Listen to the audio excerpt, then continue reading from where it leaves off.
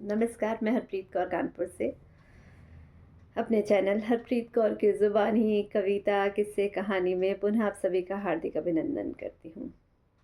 चलिए चलते हैं कहानियों की दुनिया में, क्योंकि आज दिन है शुक्रवार।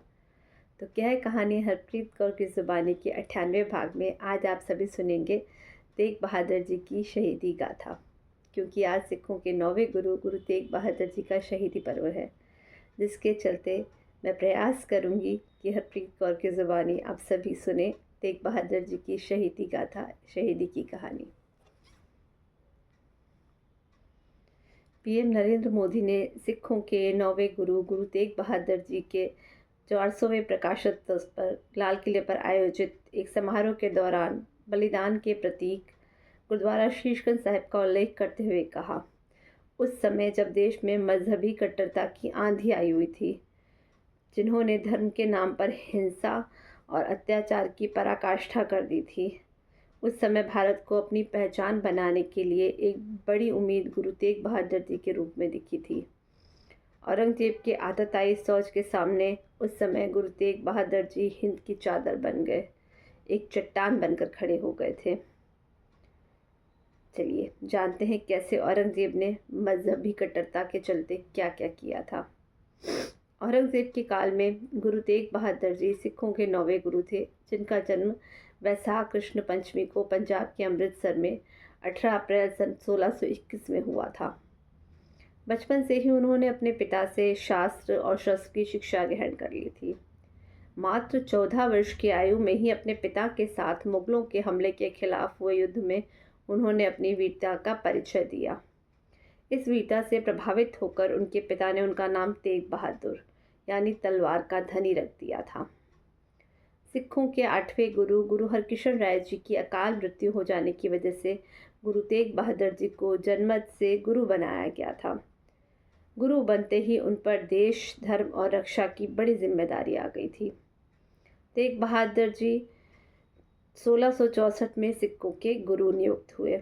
उनके पिता का नाम गुरु हरगोविंद सिंह जी और माता का नाम गुरु नानकी था। उनके पिता सिखों के 6वें गुरु थे, जबकि तेग बहादुर जी सिखों के 9वें गुरु थे। मुलाकात के अंतिम दौर में, मुगल काल के अंतिम दौर में औरंगजेब का आतंक था। 31 जुलाई को औरंगजेब मुगल बादशाह बना। 31 जुलाई 1658 में औरंगजेब मुगल बादशाह बना। तभी से आतंक का दौर प्रारंभ हो गया। उसने वाराणसी का काशी विश्वनाथ मंदिर और मथुरा का केशवराय मंदिर तोड़वाया था। उसने जहां वीर छत्रपति शिवाजी के राज्य को हड़पने का प्रयास किया, वहीं उसने सिखों के साम्राज्य को ध्वस्त करने का भी कार्य किया। उसने गुजरात और मध्य प्रदेश में भी आतंक मचा रखा था। ओरछा की रानी सारंधा ने भी मुगल सेना से लोहा लेते हुए वीर गति को प्राप्त किया था। औरंगजेब के अत्याचार से उसके शासन क्षेत्र की सभी हिंदू जनता त्रस्त थी। उसने हिंदुओं पर जजिया लगा दिया था, धार्मिक कर। खासकर उसने यह आदेश पारित कर दिया था कि सभी ब्राह्मणों का सफाया कर दिया जाए। वो जितनी जनेऊ लाएगा उसे उतनी ही अशस्त्र दी जाएंगी। इसी तरह औरंगजेब से पूरा भारत त्रस्त था। उसी दौर में उसने कश्मीरी पंडितों के सफाई का फरमान भी जारी किया था। उसने कश्मीर के सूबेदार इफ्तिखार खान को यह आदेश किया कि कश्मीर में एक भी हिंदू नहीं बचना चाहिए। यह बात 1674 और 1675 के बीच की है। उस काल में औरंगजेब ने यह फरमान जारी कर दिया था कि सबसे कह दो, या तो इस्लाम धर्म कबूल करें या मौत को गले लगा लें।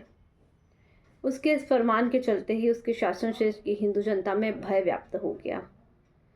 उसके आतंक का शिकार सबसे पहले कश्मीरी पंडित हुए। पंडित कृपाराम दत्त के नेतृत्व में कश्मीरी पंडितों का एक दल आनंदपुर में गुरु तेग बहादुर जी के पास अपनी रक्षा के लिए पहुंचा और उन्होंने गुरुजी से कहा कि आप हमारी रक्षा करो, हमारे प्राण खतरे में हैं। उन्होंने गुरुजी को अपनी सारी व्यथा कह सुनाई। उस समय वहाँ पर गुरुजी के 9 वर्षीय पुत्र बाला प्रीतम गुरु गोविंद सिंह जी भी थे। पंडितों की व्यथा सुनकर उन्हें भी बड़ा दुख हुआ और उन्होंने अपने पिता से पूछा, इसका हल कैसे होगा पिताजी? इस पर गुरुजी ने कहा, जब कोई महान पुरुष बलिदान दे। पिता की यह बात सुनकर बाला प्रीतम जी ने उत्तर दिया, आपसे महान कौन हो सकता है? यदि मेरे अकेले के यतीम होने से लाखों बच्चे यतीम होने से बच सकते हैं, या अकेली मेरी माता के विधवा होने से लाखों माताएं विधवा होने से बच सकती हैं, तो मुझे यह स्वीकार है। बाला प्रीतम की यह बात सुनकर गुरु तेग बहादुर जी बहुत प्रसन्न हुए और इसके बाद गुरु जी ने पंडितों से कहा कि आप जाकर औरंगजेब से कह दें, यदि वो गुरु तेग बहादुर से धर्म परिवर्तन कराने में सफल रहा तो उनके बाद हम सभी खुशी खुशी इस्लाम धर्म ग्रहण कर लेंगे, और यदि आप तेग बहादुर जी से धर्म परिवर्तन कराने में सफल नहीं रहे तो फिर हम भी इस्लाम धर्म धारण नहीं करेंगे। औरंगजेब ने जब गुरु जी की यह बात सुनी तो वह क्रोधित हो गया। उसने मुगल सेना को आदेश दिया कि गुरु जी को बंधक बनाकर पेश किया जाए।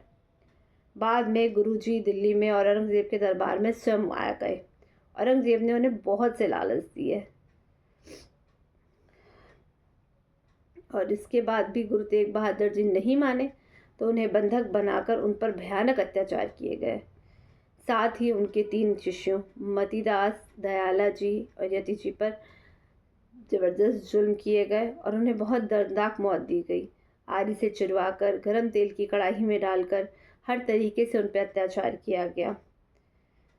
फिर उन्होंने गुरु तेग बहादुर जी ने तब भी औरंगजेब जी से यही कहा, यदि तुम जबरदस्ती लोगों से इस्लाम धर्म ग्रहण करवाओगे तो तुम सच्चे मुसलमान नहीं हो, क्योंकि इस्लाम धर्म यह शिक्षा नहीं देता किसी पर जुल्म करके उसे मुसलमान बनाया जाए। गुरु जी की बातें सुनकर औरंगजेब आग बबूला हो गया।